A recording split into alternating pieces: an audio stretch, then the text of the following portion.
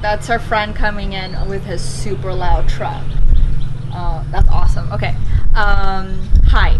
A few of you guys have been asking me to do a tour of my garden and also a day in my life, which is basically the same thing because I'm in my garden a lot. I am hoping to be a homesteader eventually, but for now I just have a couple of vegetables that have successfully grown, and I'll also show you our chicken coop that my husband and his True Grit friends are building, and it's something else. Here are my raised beds. Now, there's no reason to buy raised beds. They are so easy to make, and usually you can find loads of free wood on Craigslist. So that's what we did. And they were so much fun to construct that we put off unpacking for like a week to do so. We were doing other stuff in the garden as well. It doesn't take a week to construct them. It's actually very easy. But yes, let me show you what's behind me, some zucchinis and tomatoes. I'd like to introduce you to my biggest zucchini. He is not for eating. I'm simply keeping him for his seed. The tomatoes have also started to grow. Got these guys here. I don't remember what kind they are, but these are like a black tomato, dark tomato. They tend to be more savory, so I planted quite a few of those. And with tomatoes, it's so easy. You just, to prune them, you cut the suckers. Suckers are any stems that go in between two stems like this. You cut those, and that promotes vertical growth as opposed to like forked growth. I'm trying not to overwater them because apparently that makes the tomatoes less yummy, like it fills them up with water. I've trellised them with this wire, which is like a cheap and easy way to do it. This one I built all by myself with no help. It's a little dinky, but I'm proud of it. I put my favorite herb in it, cilantro. I planted my onions way too late in the season, and they're just really derpy and small, so I'm guessing I have to plant them like way earlier in the spring for them to go anywhere. If you guys have any advice for me, sure, I'm here. I will take your advice. This is where my sorrel was supposed to be. Sorrel is a finicky, weird, random, spontaneous green that's enjoyed in Russia a lot, and it'll probably come up in a few months randomly because that's what happened last year. This is supposed to be 4 different types of spinach. Obviously 2 of them were like no, but this one's working out. This one was what does it say? Bloomsdale. Okay, so apparently the Bloomsdale spinach loves the heat and will actually grow if you seed it. The other one that came up was the New Zealand spinach. So yeah, my spinach that I planted in the spring was way bigger, way faster. So I think, again, too late in the season because we moved and I just had no option. So more zucchinis in here. Zucchinis are, like, I'm not bragging about my zucchinis. Zucchinis are super easy to grow. Okay, these guys are my cucumbers. There's also a random tomato plant there. My cucumbers, this is what I'm more proud of. This is my cucumber lane that I built, and I had some boys help me dig. It's a lane on each side of the fence. And cucumbers, you see these little spindlies? See them? They start reaching for something to climb on. So I figured instead of trellising them, see, look at this guy.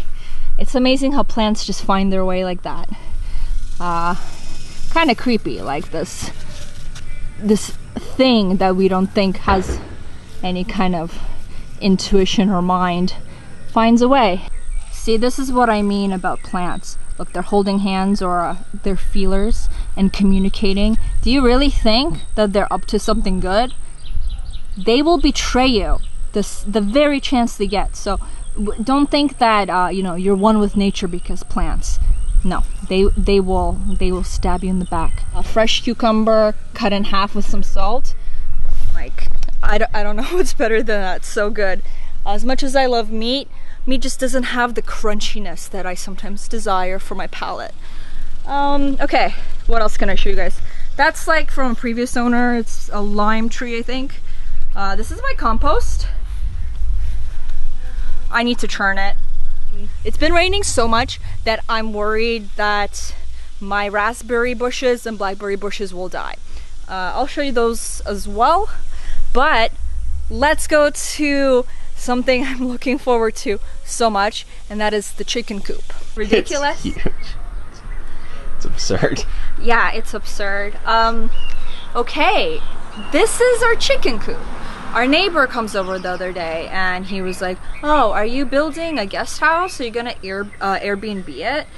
We're like, it's a chicken coop, dude. Keep in mind, I drew the design for this a few months back, and it's very similar to my design, except, you know, 200 square feet instead of 20. So thank you for going above and beyond for me. Please don't get me a birthday present. This is enough. So that way is going to be the door. You're going to walk into this kind of caged area. It's basically going to be the outdoor area. There's going to be grass here until they rip it up. Then this is the actual coop, and the best part is this basically garage door that opens an entire wall of the coop. And the reason for this is so that I can just take a brush and take all their bedding and poop out in one swoop. You're saying it's your idea? It was your idea? Okay, it was my husband's idea. Sorry. Credit. Full credit. Slanted roof for rain collection. Am I missing anything? The windows. Yeah, the windows are pretty sick. Like, it's basically a little house for them, and it's gonna have air conditioning. So this chicken coop is already better living conditions than most San Francisco apartments. Like, if you're a Google engineer, you live in half the size with no air conditioning. This is a little car that we found on the side of the street, and now we are going to fix it up so that my little boy can rip it up. It's kind of heaven in this state. I love Texas. Much recommend. These are some of our buddies helping us fix my husband's office. I'll take you guys through some of my flower beds. I planted some Dutchman's breeches here. The ones here haven't come up, but they've come up elsewhere. I'm just getting a little mushroom here instead, so I'll take it. Oh, my marshmallow plant totally sprouted. This flower you have to put in the fridge for 2 weeks, like seed it in the fridge and water it, and then you put it out and it sprouts out. So I guess that signals to the seed that you know, spring is here. It's warm after it being cold. A lot of seeds need a cold period to germinate. This is my herb area. Okay, mint. Okay, ready? Basil. This basil is growing like a weed, so very happy about that. Thyme. This plant came with the house. It's inappropriate to say the least, and I find it terrifying. This is my dwarf mulberry. We also planted a full-size mulberry tree out on the side of our property. Of course, you have to have lavender because it grows like a weed in Texas, and also rosemary grows like a weed, so I have a couple of those around. These are my raspberry, blackberry, yellow raspberry. We hope that they survive. It's been very rainy and they're susceptible to root rot. This one's doing very well, and I really hope they get big. Again, if you have any advice on raspberries, blackberries in hot climates with clay soil, let me know. This is a wisteria I just planted. I have no idea if it's dead or not. These are some roses I've planted from clippings.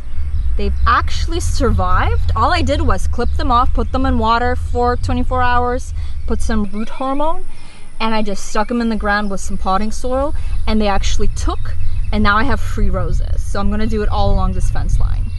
Very proud of this achievement. It's not done because things need to grow around it, but this is my beautiful stone path that I made from complete scratch. And I've laid some moss here because it's quite shady. Hopefully it takes. Probably won't, but I tried. And I think it just looks beautiful. So this is a plant I brought over from the previous home. It's called like a Mexican firecracker. I have had so much trouble with this plant. It finally stopped dying when I put it near a big window at the old place in the bathroom. Now I've repotted it a few times and like planted it here. It's just not doing well. It's never done that well, and maybe I should just give up on it. American beautyberry. Yeah, I don't have much to say about it, but it's not dead, so that makes me happy. Johnny jump ups over here. They've just been tiny for like months, so I don't know what's going on with them. They've sprouted and they've just stayed sprouts. Not sure what's happening. And as you can see, there's a beginning of a self-watering system that I'm attempting to construct. Behold, my very sad attempt at a succulent rock garden. It all looks very sad right now because it's been raining, and I think the succulents are pretty unhappy about just the vast amount of rain we've gotten. But again, not dead, so can't complain yet. Guess what these are? These are artichokes. They're artichoke flower plants, and they grow to be really tall, and with these beautiful artichoke purple bulbs on top. So I'm really excited to see if they actually get anywhere for me. This is my most successful succulent display, and especially this plant. This is a silver pangfoot. Yeah, it's really pretty, and it's doing well without me having to do much, so very happy about that. This is, oh yeah, so these are the Dutchman's breeches that actually came up, and they should be really beautiful when they flower. These are forget-me-nots. They've all sprouted, so I hope that, again, they go somewhere. This is a really cool plant. It's called Job's Tears, and they grow very tall and have these seeds that look like beads, and they're actually they used to be harvested and made into rosary beads. So that's where the name comes from. And I've started them in pots because they didn't sprout elsewhere, and I'm really hoping I can get them to maturity. I also have some ginger that I planted and garlic just from, you know, grocery bulbs. So that was easy. Babe, what's my day like? Constantly managing everyone. Yeah, my days have been very calm lately. I've had quite a chaotic life in the past. Not chaotic in terms of negative, but traveling a lot. Even when I had a young child, we moved a lot and traveled a lot. So it's been an amazing feeling to put our roots down somewhere.